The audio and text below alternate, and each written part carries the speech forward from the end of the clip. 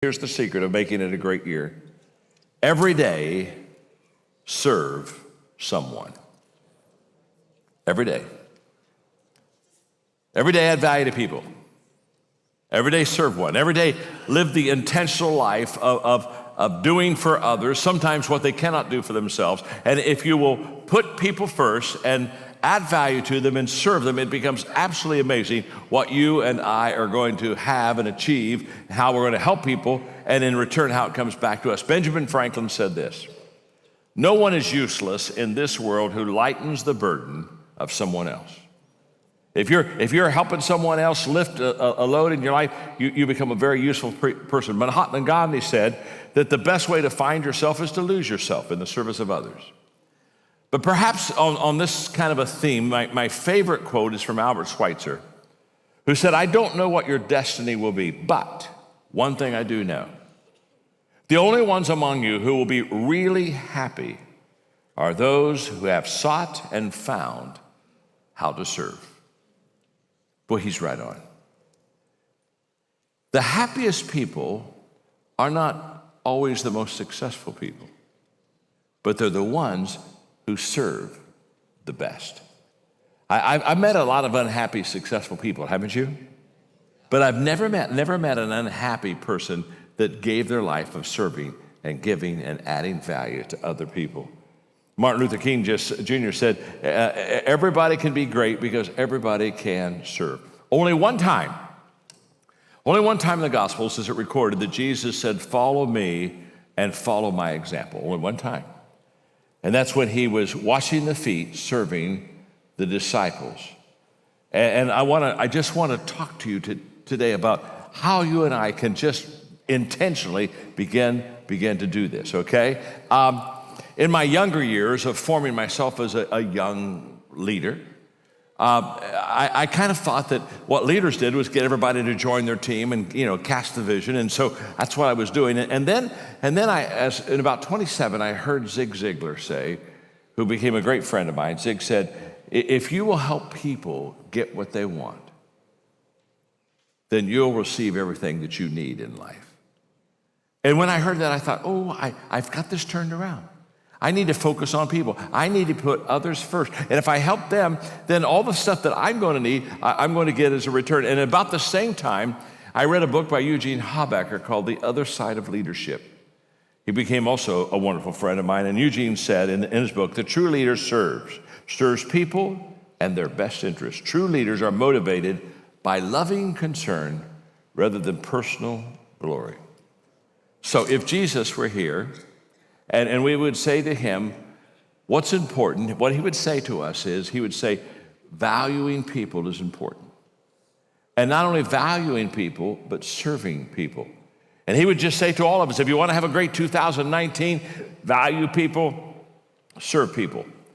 So we're going to look at a couple biblical examples here and kind of really get some good understanding under our belt about what does it mean to really intentionally serve people. The first story is where Jesus is going into the upper room, and the disciples are all arguing about who's going to be the greatest in the kingdom. And not only who's going to be the greatest in the kingdom, but who's going to sit the closest to Jesus.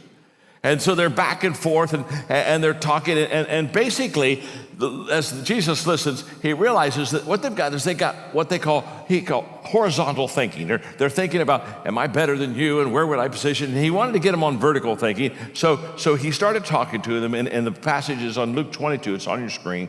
Within minutes, they were bickering over who of them would end up the greatest, but Jesus intervened. Kings like to throw their weight around, and people in authority like to give themselves fancy titles. And then this is here's the key phrase. It's not going to be that way with you. Let the senior among you become like the junior. Let the leader act the part of the servant. Now, who would you rather be? The one who eats the dinner or the one who serves the dinner? You'd rather eat and be served, right? Here he goes. But I've taken my place among you as one who serves. It's amazing, isn't it? Jesus, Son of God, has taken his place among us as one who serves. When you biblically begin to understand serving people, there are three things that you kind of understand and come to grips with. Number one is that a servant puts, first of all, service over status. Philippians chapter 2. Don't push your way to the front. Don't sweet talk your way to the top. Put yourself aside and help others get ahead. Don't be obsessed with getting your own advantage. And here's the key phrase. Forget yourselves long enough to lend a helping hand. You know what he's basically saying is, if you're going to really serve people, you got to forget yourself. Now, I know a lot of people, they're the exact opposite. They're full of themselves. You know people like that, huh? How many of you are sitting beside somebody just like that? Don't. And when you're full of yourself, when I'm full of myself, it's all I can think about is me. And the moment that it gets there, it's all of a sudden everything's going to be centered about who I am, where I am, what's happening to me. And we all have to fight that because we all are basically selfish. We're born selfish. And the illustration, in fact, I've used it here before. If you don't think you're selfish, just let me ask you a simple question. When somebody takes a group picture of you, and you see that picture for the first time, who is the first person? Huh? Who do you look for? I mean, first person. You go right to yourself, don't you? I mean, my gosh, you pass those other 7 people, you go, oh, there I am. And let me tell you what, if you look good, you go, great picture, great. You've judged the whole picture on how you looked. You haven't even looked at the right. Oh, great. And if you don't look good, oh, come on, do it again. Take another picture. Everything is based upon, did I look good or didn't I look good? So this is who we are. One of the reasons why living an intentional life is so important is if we are not intentional, we will be selfish. You know, we got to work at this. If 2019 is going to be an incredible year, you're going to have to look at the year and say to yourself, what can I do to add value to people instead of what are people going to do to add value to me? What can I do to serve people instead of, I wonder who in this next year is going to serve me? We're going to have to do a complete mind shift in that whole process. Service over status. But a servant, secondly, puts character over comfort. In other words, they do the right thing whether they feel like doing it or not. You know, there are two kinds of people. There are the people that do what is right and then feel good, and there are some people who want to feel good before they do what is right. And if you want to feel good before you ever do what is right, you and I will not do a lot of things right because we'll let our emotions control it. But the moment that we say, no, I'm going to do the right thing, and then I'll let the emotion follow. Character over comfort. A couple of weeks ago, right after Thanksgiving, I was teaching on the Good Samaritan, the message on perspectives about possessions. And as we know the story of the Good Samaritan, the man was robbed. He was on the side of the road. He was half dead. The Good Samaritan went over and took care of him. Took care of his wounds, put him on his donkey, took him to a place to recover and paid for it, and took care. And the whole thing that is huge is that the Good Samaritan was willing to be inconvenienced. Now here's the key. If you and I are going to make 2019 a great year of serving people, let me tell you the first thing that's going to happen to you, the first thing that's going to happen is we're going to be inconvenienced. Because when you have to serve people, they don't do it on your time schedule. Mm-hmm. Now, in the Good Samaritan story, the priest and the Levite, what they do? They saw the guy that was robbed, half dead, and they saw him, and they went to the other side of the road, and they walked by, didn't they? They not only walked by, and they walked by as far as they could get from him. And you know why? Do you know why they didn't stop? They didn't want to be inconvenienced. They were going somewhere. They're going down to Jericho. And now let me tell you what. Because they were good religious people, here's what I'm sure they did. I'm sure they prayed for him. Yeah, I'll bet. Don't you think so? I think as they went on their own way, not taking care of him at all, they said, "Oh my God, Oh, Lord, help him, heal him, help him.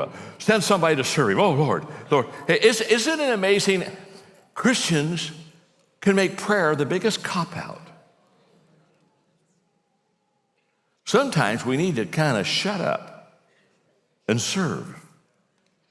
Just shut up and serve. Character over comfort. And if this is going to be a year where you serve, I will promise you, I promise myself, we will be at times inconvenienced. We just will. And Jesus, he said, look, let me explain it this way. If you want to save your life, what do you have to do? You have to lose it. Yeah. And if you want to be lifted up, you have to humble yourself. And if you want to be the greatest, you got to be the servant. If you want to be first, you got to be last. If you want to live, you got to die. And I look at that and I say, well, I want to save my life. I want to be lifted up. I got all these things I want. And he says, well, you got to go to the other side. Another thing that servant leaders do is they put we over me. They think of the big picture. And they think of others, not so much of themselves. Okay, in John chapter 13, this is, okay, we got to camp here for a few moments. It's on the screen. Jesus knew that the Father had put him in complete charge of everything, and he came from God, and he was on his way back to God. So he got up from the supper table, set aside his robe, put on an apron, and then he poured water into a basin and began to wash the feet of the disciples, drying them with his apron. Now, we know this story. This is a story of Jesus washing the disciples' feet. Well, first thing that pops out to me is it's amazing. In the most difficult hour of Jesus' life, this is a crucial time. Literally, in just a few hours from this situation, he's going to be in Gethsemane. He's going to find out that he has to go to the cross, and he's going to have the Romans come and take him. He's going to go into mockery of a trial. He's going to be beat. I mean, he's coming into his most difficult period that he came on earth. And in his most difficult time, what is he doing? He is serving other people. Well, this is huge. And he takes a basin of water and he washes their feet. Now, interestingly enough, in the Gospels, there's only 2 times that a basin of water is ever mentioned, and it happens to be just connected with these 2 stories right here. Pilate, remember when the people brought Jesus before Pilate and were wanting him to sentence him to crucifixion? And the press kept they kept pressuring him. And finally, remember what he finally said? Okay, look, he said, I think he's innocent. I don't say anything wrong with him. But if you want to do this, then he said, bring a basin of water. And he took his hands in that basin of water, and he washed his hands and excused himself of the responsibility of what he was about to do. Now, catch me. I call this basin theology. Pilate took a basin of water and put himself first. Jesus took a basin of water and washed feet and put others first. That's the difference between how a Christ follower thinks and how a person who lives for self thinks. It's an entirely different world. And think about this. You talk about a great test as a servant leader. He's washing the disciples' feet, and as he's doing it, being God, knowing all things, he's washing the feet of one who will betray him, one who will deny him, who will lie about him and will curse about him. And every one of the people's feet that he will wash in his deepest, darkest hour will forsake him and run. And what's he doing? He's serving. He's washing their feet. Every year in November, we have this event called Exchange for Leaders. We go to a different city. It's an amazing event, and we give them leadership experiences. And so in November, I had them in Los Angeles. And one of the places I wanted to take them, I really wanted to open their eyes and really get them to see a pretty amazing story. So I took them to the Dream Center out in Los Angeles that is led by a longtime friend of mine, Matthew Barnett. And here's the story. This is a great story. Matthew Barnett decided to go to Los Angeles and care for the poor and give his life in the worst area of Los Angeles. A lot of drugs, a lot of poverty, a lot of crime. And he had no money, and yet he wanted to start his ministry there. So here's what he did. He literally on the sidewalk, on a busy sidewalk in this poor area of Los Angeles, he put a desk and a chair. He didn't have an office. He didn't have a building. And people would come by and they'd say, what are you doing? He said, well, this is my office. And I'm here to care for people and meet needs. Do you have something I can help you with? And people began to come around and gather around, and make the long story short. Now, this was several years ago, 20 years ago probably. Now, today, if you're in Los Angeles, the hospital in Los Angeles, you can see on the hill that City of Angels Hospital, now that's the Dream Center. And hundreds of drug addicts are taken care of and met, and he's done this incredible ministry. So I had all these leaders there to stretch their mind and stretch their heart a little bit. And so I had Matthew talk for a moment, and here's what he said. He talked about the fact that they were a bridge between people that were poor and had lost their whole dignity and value, basically. And they were the bridge to help them get back their dignity and value and their health and all these things. And then he said something very interesting about a bridge. He said, if we are to be a bridge for others to cross over into a better life, we will get walked on.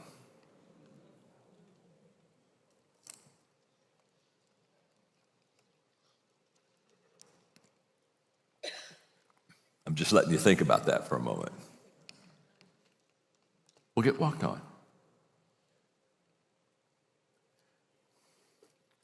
Okay. There's another passage of scripture I want you to look at, because we're learning how to serve so we can do 2019 better. Because I want you to see this passage, because when we serve others, here's what's beautiful. We serve Jesus. So you know the passage. Here we go on the screen. I was hungry, you fed me. Jesus is talking, by the way. I was thirsty, you gave me drink. I was homeless, you gave me room.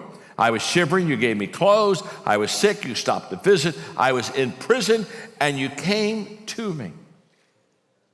Now notice the response of the people there. The sheep, here's what they're going to say. Master, what are you talking about? Now, these are the people he's just talked about. He said, I was sick, you visited me. I was naked, you clothed me. And so he said, you did this to me. And he said, Master, what are you talking about? When did we ever see you hungry and feed you? Thirsty and give you a drink? And when did we ever see you sick or in prison and come to you? Then the king will say, I'm telling you a solemn truth. Whenever you did one of these things to someone overlooked or ignored, that was me. You did it to me. Jesus values people so much that when we serve them, he takes it personally. Yeah. I run into people all the time. They'll say, John, I just don't feel close to God.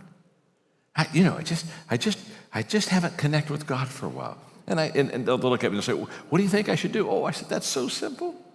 My gosh, you gave me an easy one.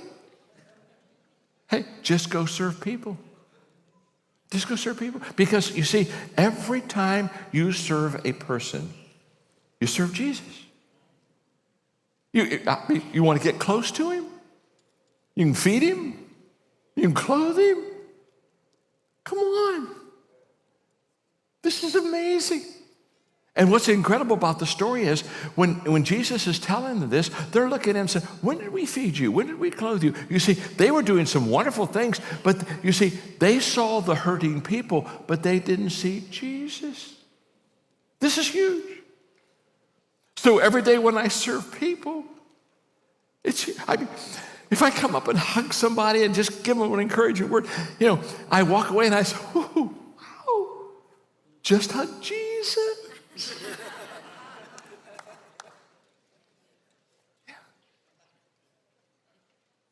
So you say, well, I haven't been close to Jesus for a while. Go start hugging some people. I got 42 hugs with Jesus today. See, you're still trying to pray. My name's John. I'm your friend. One of the books that I revised about a year ago was Developing the Leader Within You 2.0. And one of the things I love about my writing anymore is I've written to the business and secular audience so long, and they know me now so well that I can get by with a lot of stuff. It's just beautiful. I can just be salt and light, and it's just, I'm trying to be respectful and value everybody, but I just am slipping in all the time. Just the other day, I was doing a Q&A with a secular business company, and then they mentioned, they said, well, now, you're a person of faith. And how does that affect your leadership? Oh, I said, it's everything. I said, do you know everything I've learned about leadership is from the Bible? And they're all looking at me. You're kidding. Oh, I said, I'll tell you something that'll surprise you more. They said, what's that? I said, everything you know about leadership is from the Bible too. Yeah. It is. Oh, this is so huge. I said, you're good people. You just don't have a clue. But you're good people. I said, let me explain it to you. I said, any of you in the audience, give me any leadership principle that you just really love, that you just have bought into, that you practice. Just give me the leadership principle, and I'll tell you exactly where you can find that in the Bible. And they started giving me this. And I said, oh, yes, that reminds me of the story here and there. And then after a while, they just kind of they got real quiet. I want to talk to you about the best advice that I ever received. And then I want to pass it on to you if I titled this lesson. I've never done this lesson. I wrote it just for you, to be honest with you. If I entitled the lesson, I would call it the best thing you can do for yourself and for others, okay? When I graduated from college, my father, who happened to be the president of the first college I graduated from, I sat down with him. I was getting ready to begin my life, my calling. And I asked him for advice, and what he told me was the best advice I ever received, and this is going to be the core of the lesson. He said to me, John, if you want to be successful, 3 things you need to do every day. Value people, believe in people, and unconditionally love people. He said, if you'll do those 3 things, you'll always have people follow you. You'll always be a person of influence, because it's all about people. And people, most of them don't feel valued. Few of them ever have anyone that really believes in them. And he said, hardly anyone has anyone that unconditionally loves them. And I have taken that advice. Value people, believe in people, unconditionally love people. And in every book I write, I take it through that grid. Every teaching I take, like today, I take it through that grid. I continually remember that in everything I do and everything that I am, I value people, believe in people, and unconditionally love them. Now, my father just died July 4th of this year. He was 98 years of age. The day before he died, I was with him, just the 2 of us alone. And we spent a few hours together, and I began to talk to him about lessons that he had taught me. In fact, that day on my iPhone, I literally would put down a lesson he would teach me, and then I'd say, now, Dad, this is what you taught me, and this is how I've applied it to my life. And there were 29 lessons. The other day, I was reviewing those 29 lessons that my dad taught me, and I think it's, let me count them on my pad, 1, 2, 3, 4, 5, 6, 1, 2, 3, 4, 5. 7 of those 29 lessons were about relationships, about either valuing people, believing in people, and unconditionally loving people. And I'm going to give them to you just quickly. This is not the meat of the lesson.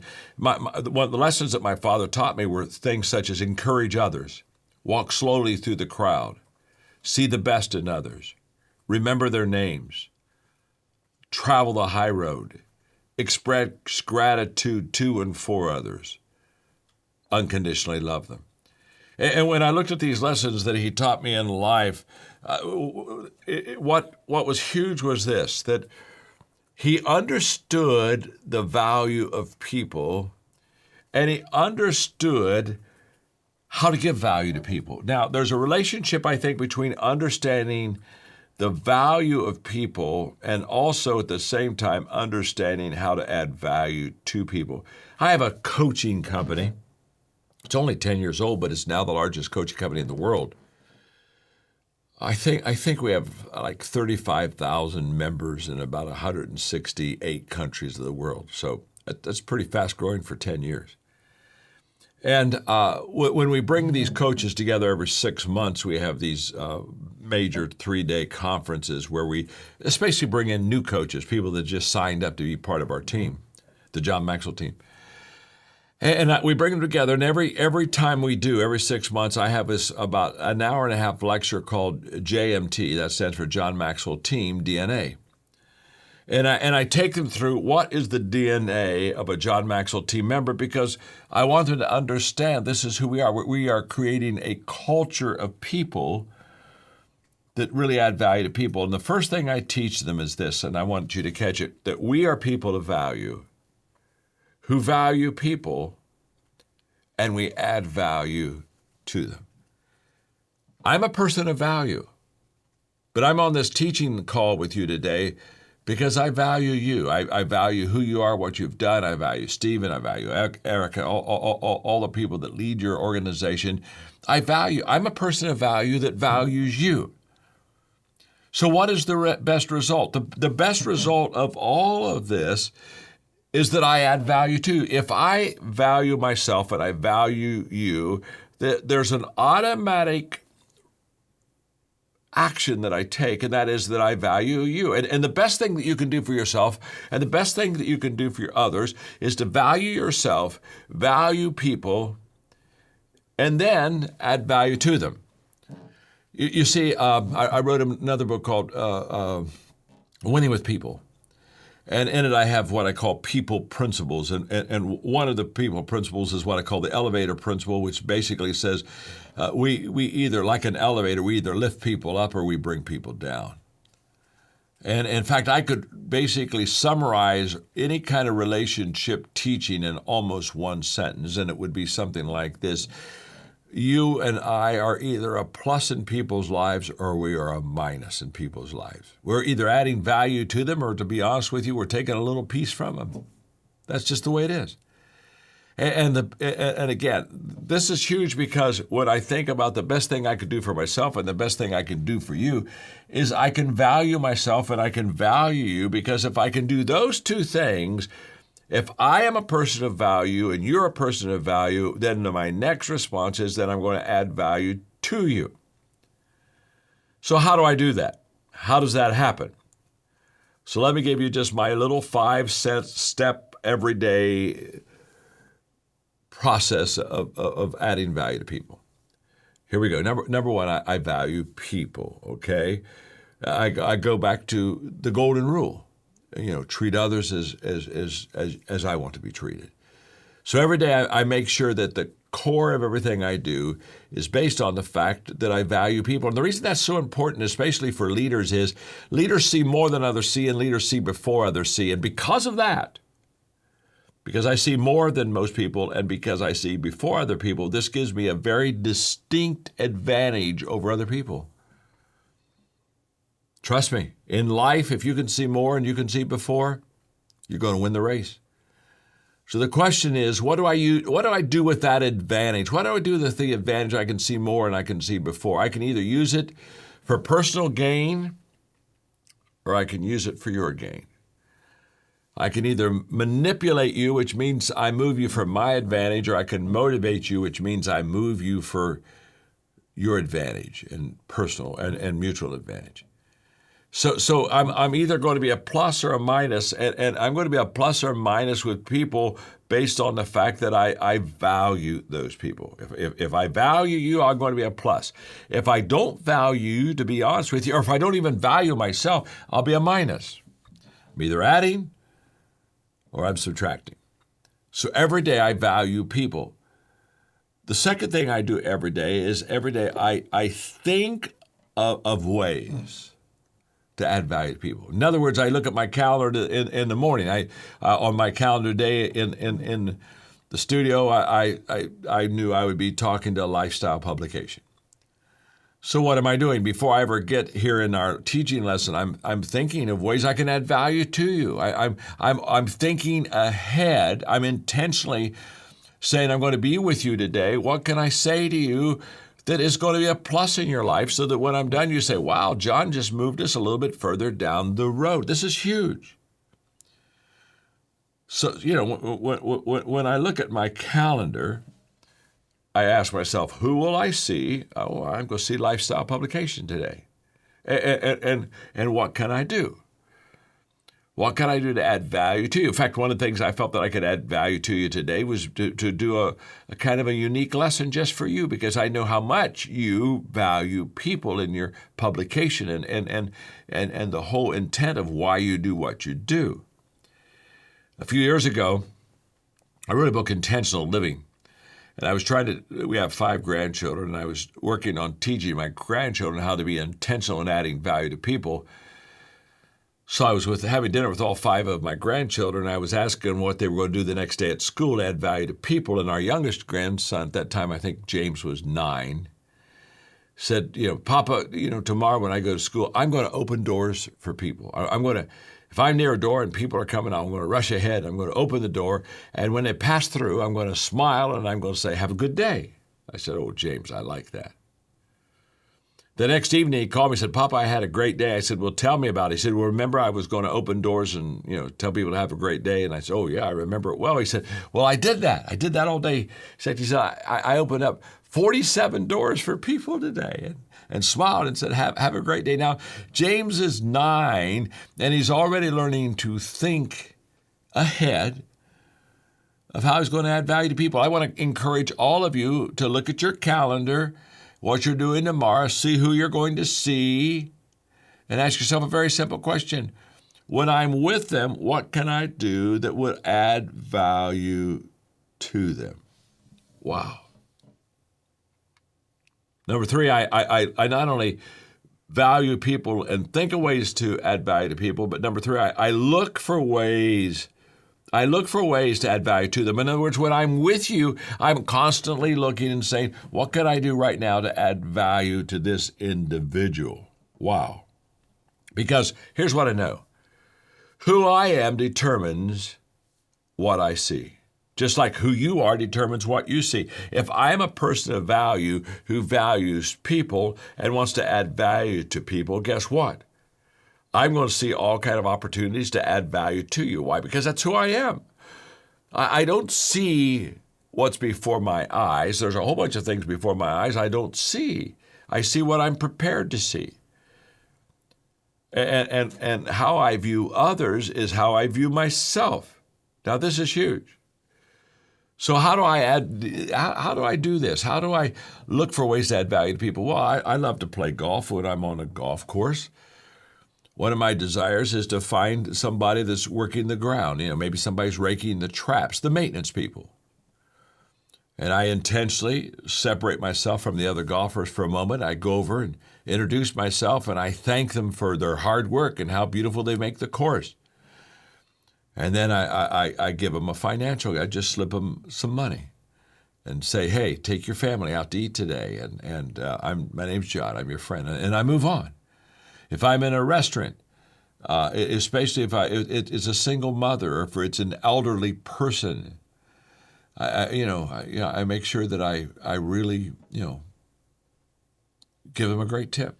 In fact, during COVID-19, I just tip 50% of the meal anymore right now because I know everybody's having a very tough time. Now what I'm just saying is you want to be conscious and look for ways that you can begin to add value to the people around you. These are people I don't even know. In fact, every day I make it intentional that I give something to somebody that doesn't know me at all. I can't benefit at all from them.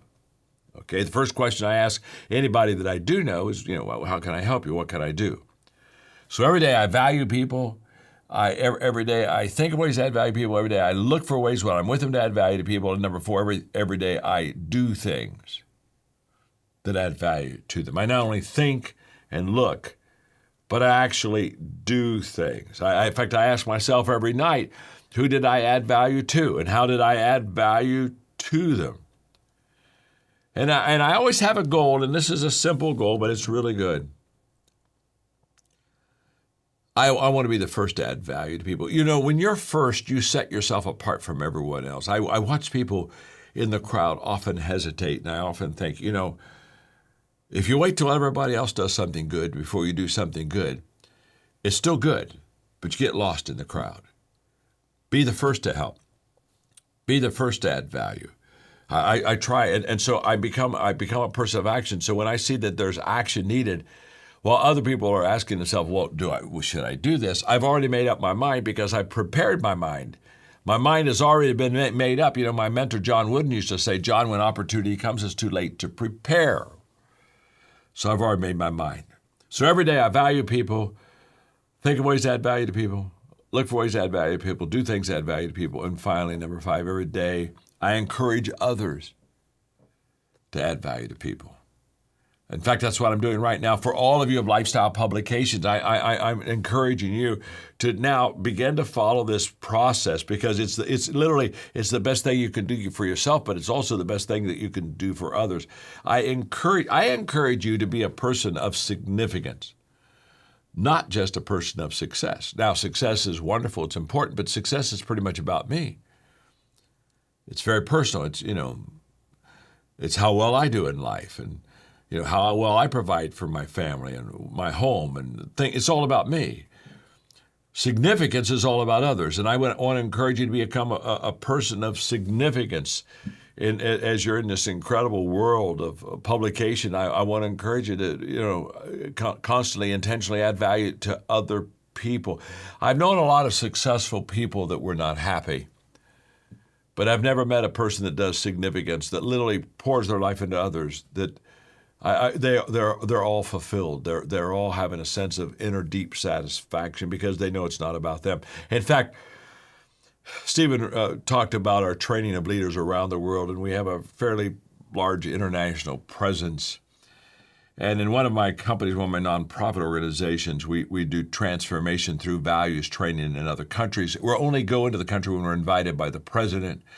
We're in 3 countries now. We're getting ready to go into 2 more countries. We have 22 presidents that have already requested us to come in to be with them.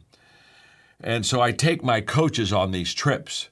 These coaches, they pay their way because they want to add value to people. They want to do what this teaching's all about because they know it's the best thing to do for themselves, the best thing to do for others. And so we go to train these facilitators of these transformation tables. We'll go in 5 days, train 25,000 facilitators. And I tell my coaches, I say, okay, now you've come to add value to people. You're living this life of significance. It's a beautiful thing. I said, but let me tell you this, by the end of the 5 days, you'll know that they added more value to you than you added value to them. While you gave yourself, while you lost yourself in them, you found yourself. And I would like to talk to you today about what every child needs. Because you see, we're all children. We may be grown children, we may be parents of children, we may be grandparents of children, but we started into this world as children. And perhaps the greatest need, perhaps the greatest felt need in the world today is how can we add value to children? What can we do to help them to have a better life? I would say that would probably be, if you just kind of did a worldwide poll, that would probably be at the top of people's agenda to make sure that we provide the very best for our children, for our grandchildren. If you're a child, what do you need? What do you need right now that'll help you become the person that you really want to be? That's what I want to talk about. And the example is how God the Father connected with his son Jesus. This is simply beautiful. I have a wonderful friend, Chris Hodges, and he and I, a few months back, were having a dinner together, and he and I got onto this conversation. In fact, he was one that began to really turn me on and give me the insight of how the Father really connected with the Son. And we're going to just dive into this lesson because it's just going to really help us all. So, I know you're ready to take notes, and I'm ready to dive. So look at the person you're sitting beside and say to them, you're about to learn something, okay? Just look right back at him and say, why do you think I brought you? Here we go. There were 2 times that God spoke to other people about his son. One was baptism, and one was at the Mount of Transfiguration. And we're going to look at those two times because that's where God physically, visibly, gave a response to how he felt about his son in front of other people. So let's go with baptism. First of all, coming out of the message again, the moment that Jesus came out of the baptismal waters, the skies opened and he saw God's Spirit. He looked like a dove descending and landing on him, and along with the Spirit, a voice. This is my son, chosen and marked by my love, delight of my life. Now we're going right over to the Mount of Transfiguration. This is where Peter, James, and John, they saw Jesus, Elijah, and Moses. Here's the passage. Just then a light, radiant cloud enveloped them, and from deep in the cloud a voice. This is my son, marked by my love. Listen to him. In these two settings, Jesus heard from his Father what every child needs to hear from their parent. And I'm going to look at these three, and by the way, they're the same in both situations. At baptism, the first thing that Jesus heard and felt from the Father is, I belong. This is my son. Secondly, I am loved, chosen, marked by my love. And thirdly, I am special, delight of my life. That's what Jesus heard from his Father. As he was coming out of the baptismal waters, he's hearing his Father say, son, you belong. You're loved. You're special. At Mount of Transfiguration, where God interacts with others around, talking about his son. Again, I belong. This is my son. I am loved, marked by my love. I am special. Listen to him. Now, what is the result of a child hearing that from his father or mother? Confidence. And Jesus exhibits incredible confidence because he knew who he was. In fact, there's a passage of scripture, and we're going to look at it right now at the Passover in John chapter 1. Just before the Passover feast, Jesus knew that his time had come to leave this world to go to the Father. And having loved his dear companions, he continued to love them right to the end. It was supper time. The devil by now had Judas, son of Simon the Iscariot, firmly in his grip, all set for the betrayal. Notice this next passage of scripture. Jesus knew that the Father had put him in complete charge of everything. He knew that he came from God. He knew that he was on his way back to God. So he got up. He got up from the supper table, set aside his robe, and he put on an apron. And then he poured water into a basin and began to wash the disciples' feet, drying them off with his apron. You see, Jesus could do this because he had heard the Father in very specific, tangible ways talk about his son. And he knew that others even heard what the Father had said.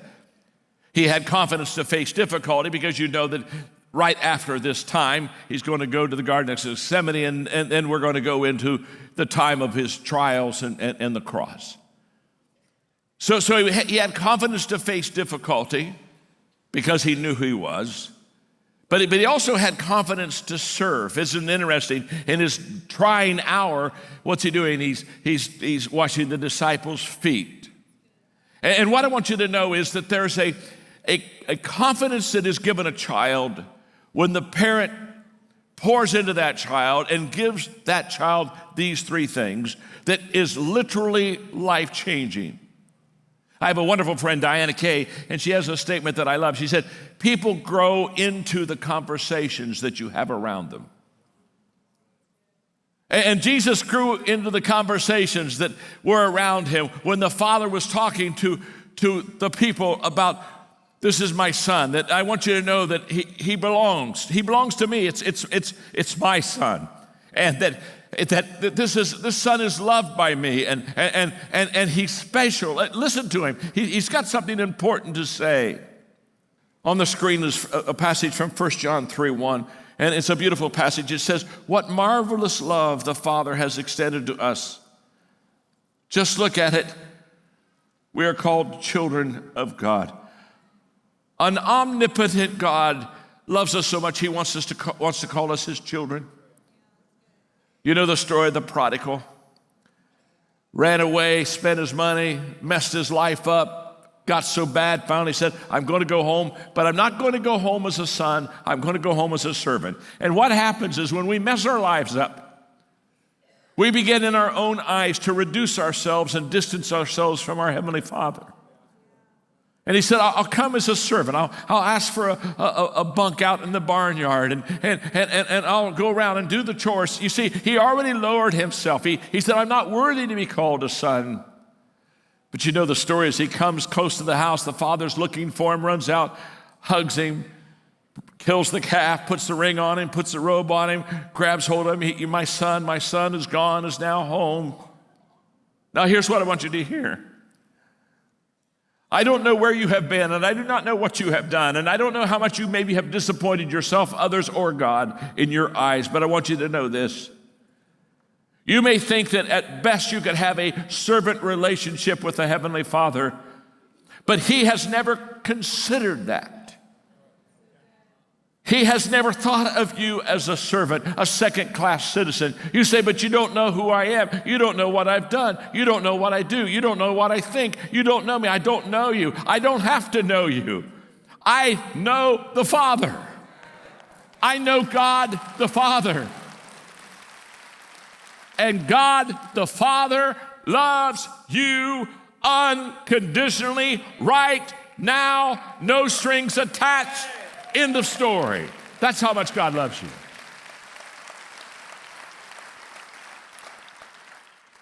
And I just want you to know that he's always waiting and ready like the Father. You may not be ready, you may not be looking, you may not be waiting, but I'm here to tell you the God that I am talking about, the God that I know, the God that has changed my life and can change your life. The God that I'm talking about, he is standing at the end of the road with his arms out, and he is waiting for you to come to him no matter who you are, no matter what you have done. He is waiting for you to come to him.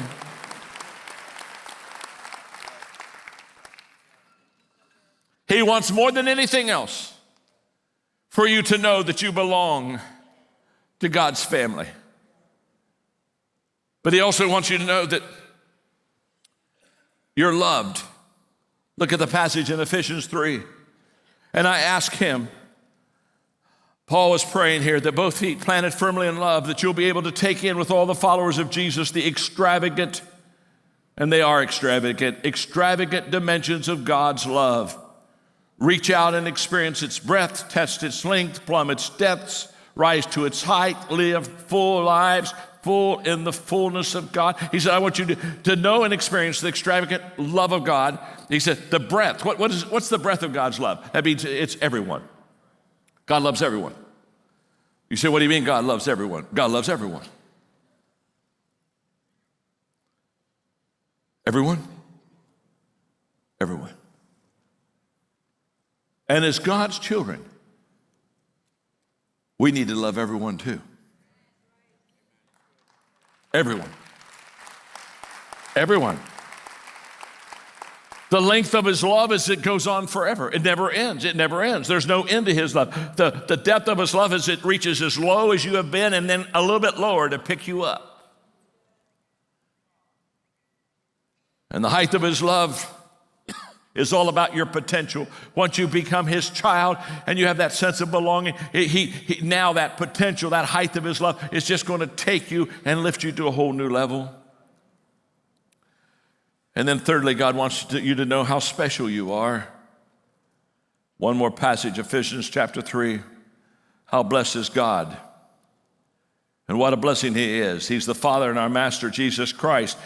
And he takes us to the high places of blessing in him. Look at these next two words. Long before he laid down earth's foundations, he had us in mind. He had settled on us as the focus of his love, to be made whole and holy by his love. Long, long ago, he decided to adopt us into his family through Jesus Christ. What a pleasure he took in planning this.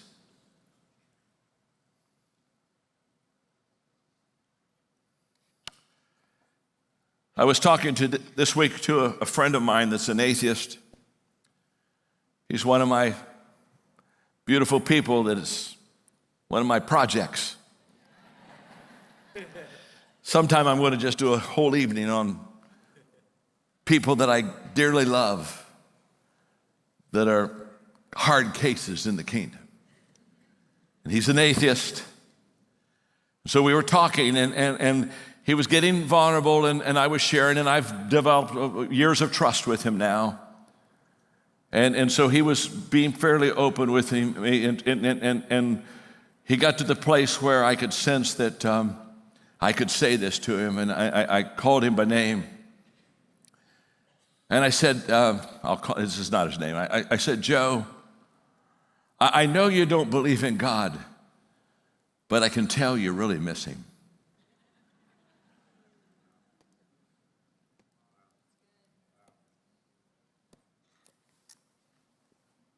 Everybody created by God misses him. And I know it. And that's why I'm so passionate to share my faith. Because all they're waiting for somebody is to come and help them connect with that miss in their life. I prayed with him on the phone, and when it was all over, he said, John, he said, thank you. He said, while you prayed, I did what I've seen you do before. I lifted my hands. And I prayed too. It's a beautiful thing when an atheist, I love this. I just love this. This is my world, folks. It's wonderful when an atheist lifts his hand. You see, yeah.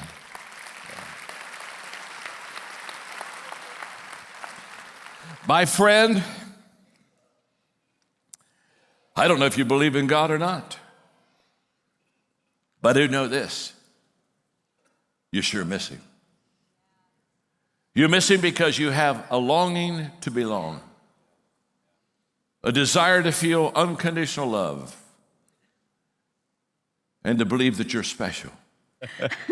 But that kind of does lead to my next question, because then John talks about he quotes, most of your unhappiness in life is due to the fact that you're listening to yourself rather than talking to yourself. I do love that quote. I even quoted that in my book, Real Life Marriage, because I heard it first, since we're talking about Super Bowl, that's so funny. I heard it first from a former Eagles player, John Dornbos. He was the long snapper. He ended up being on America's Got Talent as a magician. Yeah. I don't know if you ever watched that show. I did. But one of the things that he has a great life story, but one of the things that he said that really stuck with me, I always attributed this quote to him, but he said, don't listen to yourself, talk to yourself. And I have quoted that for so long, because what we're hearing, what we say to ourselves, what we're hearing ourselves say, we don't even realize that narrative is running all the time.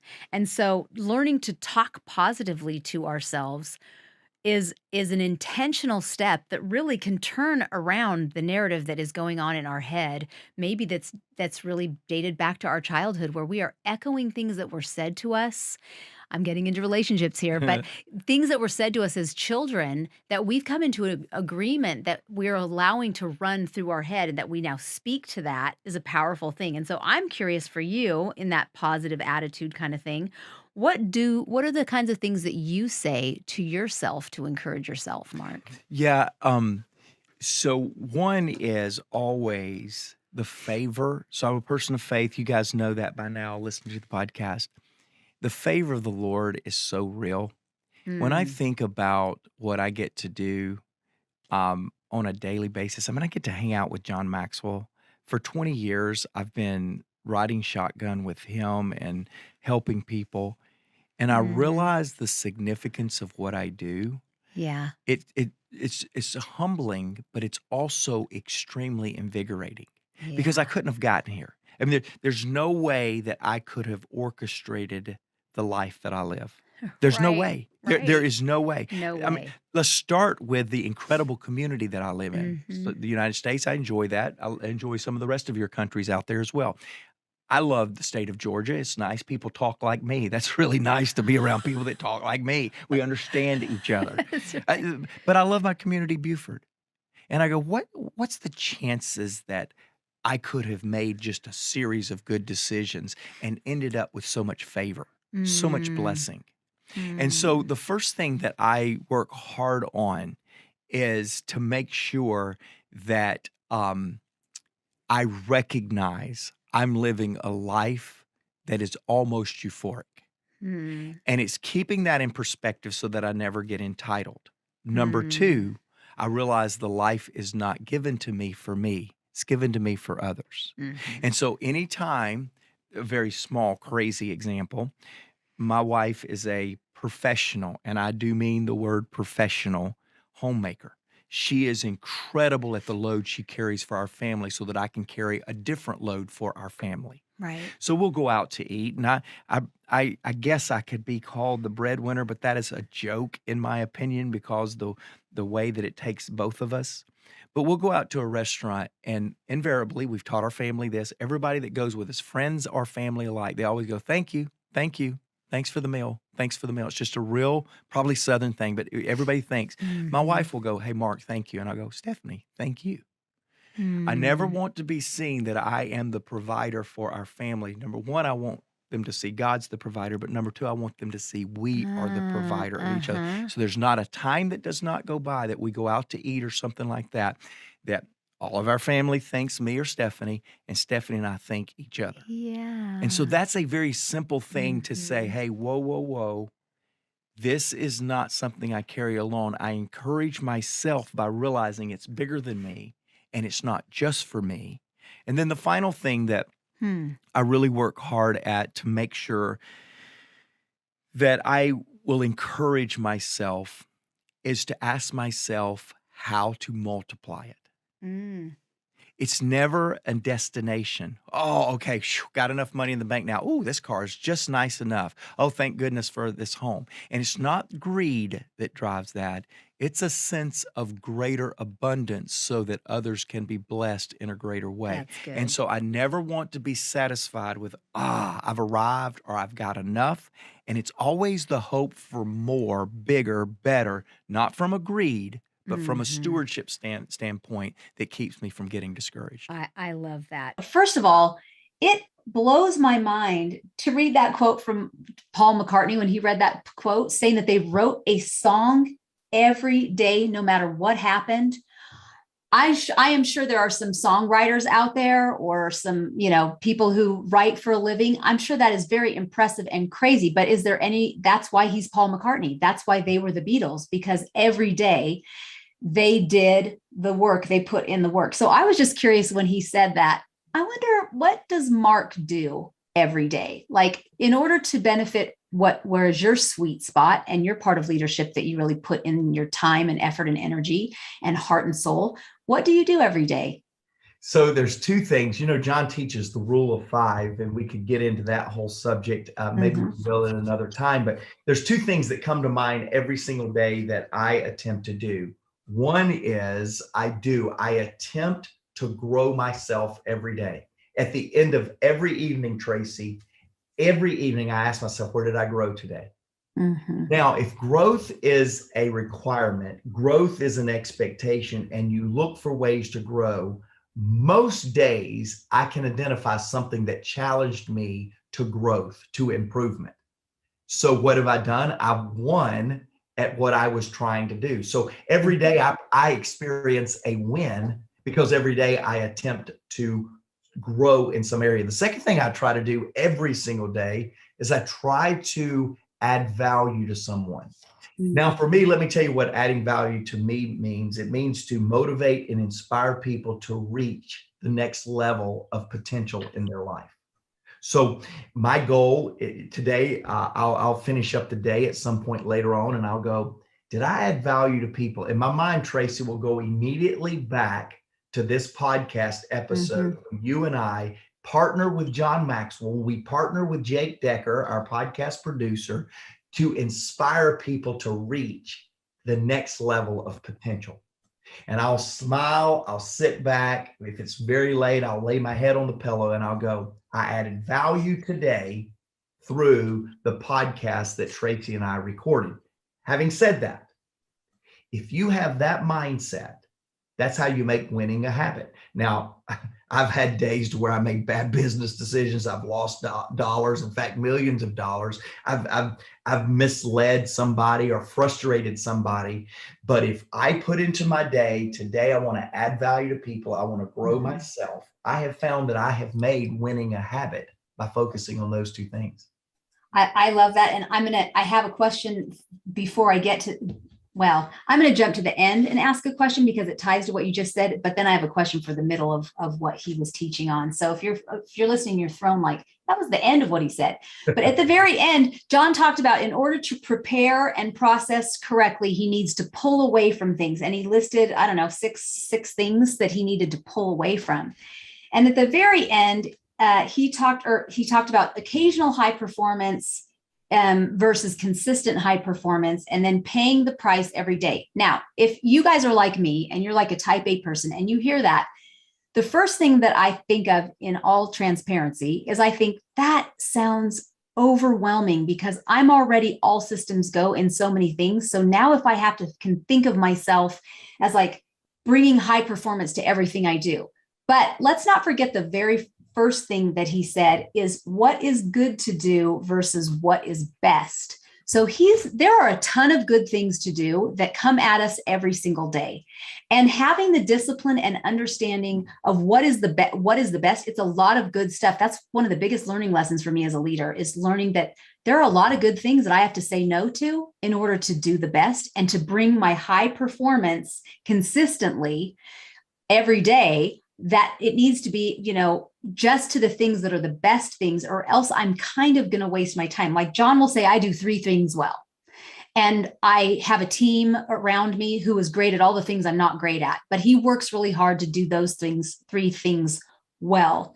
And so I think it's freeing and something not to miss that we aren't just supposed to bring high performance to every single thing we do in the day, but really to the things where where we'll get the most return. Am I saying that clearly? I mean, I know that's a lesson John always speaks to us. Well, I love that you brought this up because what we do is we mystify success. Yeah. We put a mystique to high performers. We look at John Maxwell on stage and we go, wow, that guy's incredible. I bet you it's awesome to talk to him at 4 a.m. I've talked to him 4 a.m. And most of the time, 4 a.m. is not this great orator that is communicating this beautiful, memorable message. It is, Mark, why can't we get XYZ done? Now, right. I say that because we mystify the performance. We put a mystique on the performance and don't realize that John is the same guy that says you need to be consistent in high performance. He's the same guy that teaches you can't be 100% all day, every day on That's everything. Right. Yes. And so John is not speaking in paradoxes there. We take a point that should be meant to improve our consistent aspiration of high performance, and we cause it to lose credibility because we think we got to do that all day long. Yeah. And it overwhelms us. Tracy, I've been around you. We've traveled the world together as co-board members in John's nonprofit, and you supporting John and I through all the different things that you do. You are a high performer consistently. And so I'm glad you brought this up because if you, knowing you like I know you, are sitting here hearing John teach that today and go, man, I'll never measure up to high, consistent performance, then certainly there are others in our podcast family that's feeling the same way. And I'm just going to challenge you. Don't try to win the championship in one day. Tracy, I'm going to take us back to the very beginning of what John said, because he said, winners value the process of winning. So hold that thought, because I'm going to come back to it and I'm going to teach for a moment. Winners value the process of winning. Value the process of becoming a consistent high performer without the burden of becoming that overnight. If you got impacted by something John said today, wake up tomorrow and be a little bit more consistent in your pursuit of high performance, rather than waking up tomorrow discouraged because you failed at X, Y, or Z.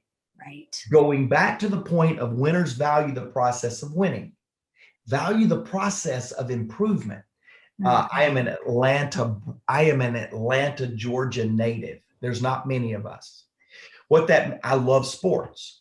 What being an Atlanta, Georgia native and loving sports means is there are 99.9 seasons of every sport in our city that I'm disappointed. 99.9%. But today, December, the last podcast of December, I can say right now that the Atlanta Braves are the world champions. Oh yeah, I know that was about 2 months ago, but forgive me, I'm still living in the glory of being world champions. But listen to this. I'm thinking, as we record this podcast, I'm thinking of the interviews with our coach and with a couple of our champion performers right after the World Series. And I don't know if any of you stayed up East Coast past midnight to hear the interviews, but I did. This is again because I was reveling in the moment. You know what every one of them said, Tracy? They were like, man, we were awesome tonight. Oh my, the sweetest thing about tonight is the win tonight. No, it was 6 games into the World Series. It didn't take us 7, but it took us 6. It wasn't the fact that we finished it in 6 rather than 7. You know what every one of them said? The sweetest thing about this victory is in August, we were not even a 500 winning percentage team. The Atlanta Braves of 2021 that are the world champions were the latest team to ever get to 500. In other words, just as many wins as losses in the history of the World Series. We were the latest. And what they said is, the most sweet thing about this is we couldn't even play 500 ball in August. And in 2 months, we turned it around and became world champions. You know what they were saying? We love the process more than the win tonight. That's right. We love the fact that we were bad, but now are good, better than we love the great experience of championship. Guys, winning is a habit. You know what the most favorite part of this subject title should be for all of us? The word habit, not the word winning. But most of us want to focus on the word winning as if it is the formula. The formula is not winning. The formula is habits that take you to winning. That's the secret sauce. That's amazing. And they had a lot, winning the World Series. That's beautiful. And congratulations to all you Brave fans. Thank you. I'll take it. Thank you. But it really is, winning is not necessarily winning the end. It's all the wins along the way, the successes that you find along the way so that you enjoy the process. And so if some of you are thinking like, man, I have some bad habits. I quickly grabbed, while I was listening to John, I grabbed off my shelf this book, Today Matters. And John referenced it, but I want to encourage those of you, if you don't have it, get this book. If you do have it, go pull it off your shelf.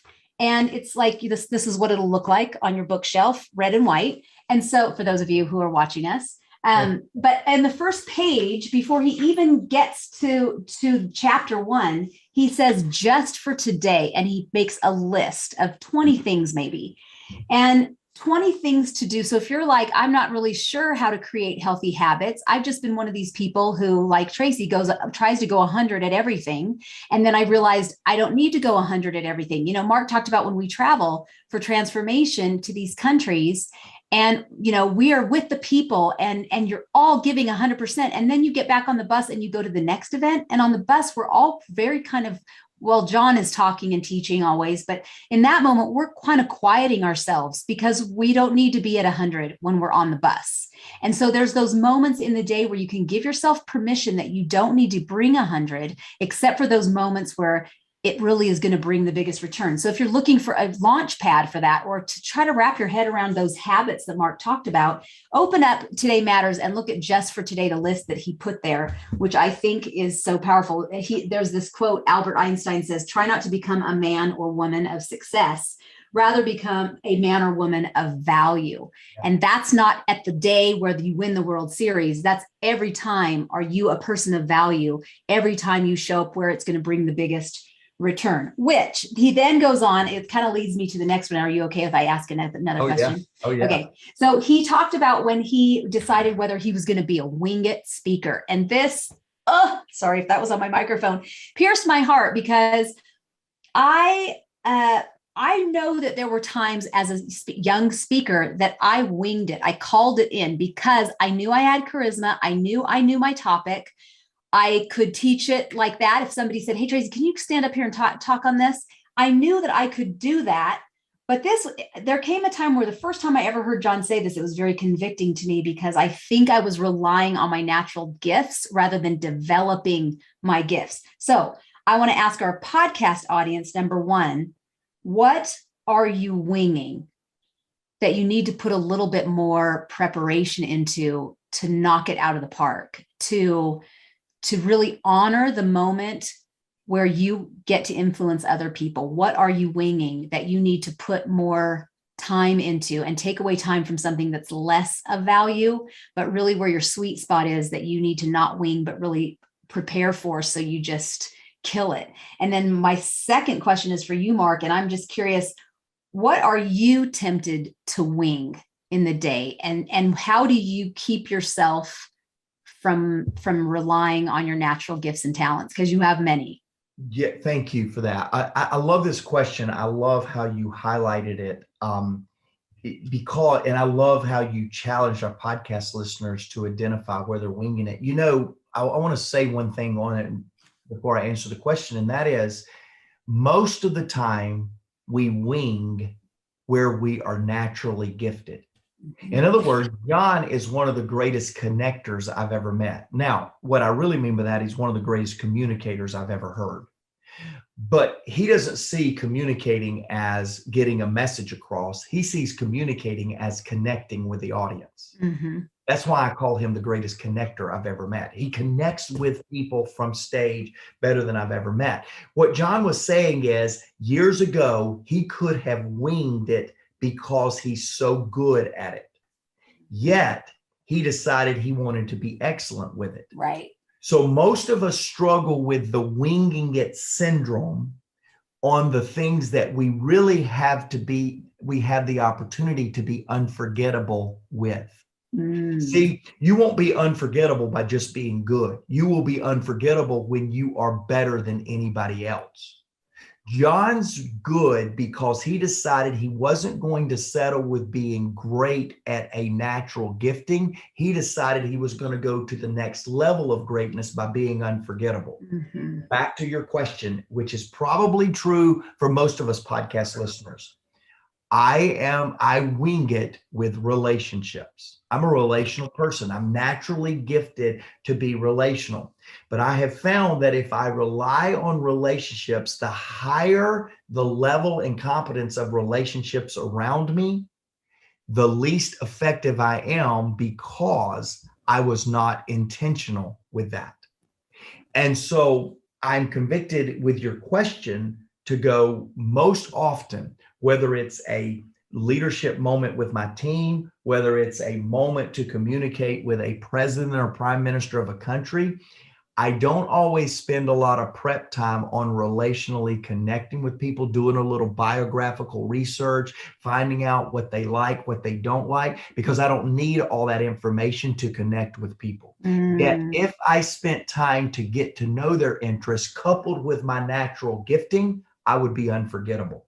But I'm not unforgettable sometimes relationally just because I'm good. I'm only unforgettable when I take good and make it exceptional and Mhm. unforgettable. The way a relational person, i.e., me, becomes unforgettable is when I bring my natural talents with my preparation and I create unforgettable moments. And I'm not doing that extremely well before you ask me that very pointed question in front of tens of thousands of people, Tracy. So thank you very much for the conviction.